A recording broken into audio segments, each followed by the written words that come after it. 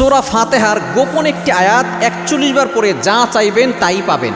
সূরা ফাতিহা আমরা সকলেই কিন্তু জানি, এবং এই সূরা ফাতিহা ছাড়া কিন্তু নামাজও হয় না। সূরা ফাতিহার ভিতরে একটা আয়াত আছে, গোপন আয়াত, এই জন্য বললাম এই আমলটা আমরা অনেকেই জানি না। এই আয়াতটা যদি আপনি 41 বার পড়তে পারেন, এরপর আপনি আল্লাহর কাছে দোয়া করলে আল্লাহ তাআলা সেই দোয়াটা কবুল করবেন। মনে রাখবেন এই সূরা ফাতিহাকে বলা হয় দোয়ার সূরা।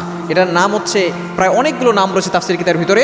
এই সূরা ফাতিহাকে বলা হয় উম্মুল কোরআন, কোরআনের মা। কোরআনের সারাংশ হচ্ছে সূরাতুল ফাতিহা, এবং এই সূরা ফাতিহার ভিতরে শেফাও রয়েছে। আপনি যদি অভাবে পড়ে যান, বিপদে পড়ে যান, কষ্টে পড়ে যান, তাহলে এই সূরা ফাতিহার একটা আমল করবেন। সূরা ফাতিহার ভিতরে একটা আয়াত আছে, ইয়্যাকা না'বুদু ওয়া ইয়্যাকা নাস্তাঈন। কিভাবে আমল করবেন আমি বলে দিচ্ছি।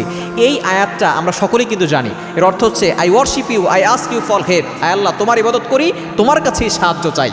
আপনি যখনই বিপদে পড়ে যাবেন, অভাবে পড়ে যাবেন, কষ্টে পড়ে যাবেন, আপনি অজু করে নামাজে দাঁড়াবেন। 2 রাকাত নামাজ পড়ে এরপরে আপনি বসে আপনি 3 বার দুরূদ শরীফ পড়বেন, 3 বার ইস্তেগফার পড়বেন। এরপর আপনি সূরা ফাতিহার এই আয়াতটা পড়বেন, ইয়্যাকা না'বুদু ওয়া ইয়্যাকা নাস্তাঈন, ইয়্যাকা না'বুদু ওয়া ইয়্যাকা নাস্তাঈন। এটা 41 বার পড়বেন। শেষে আবার 3 বার দুরূদ শরীফ পড়ে আপনি আল্লাহর কাছে দোয়া করবেন।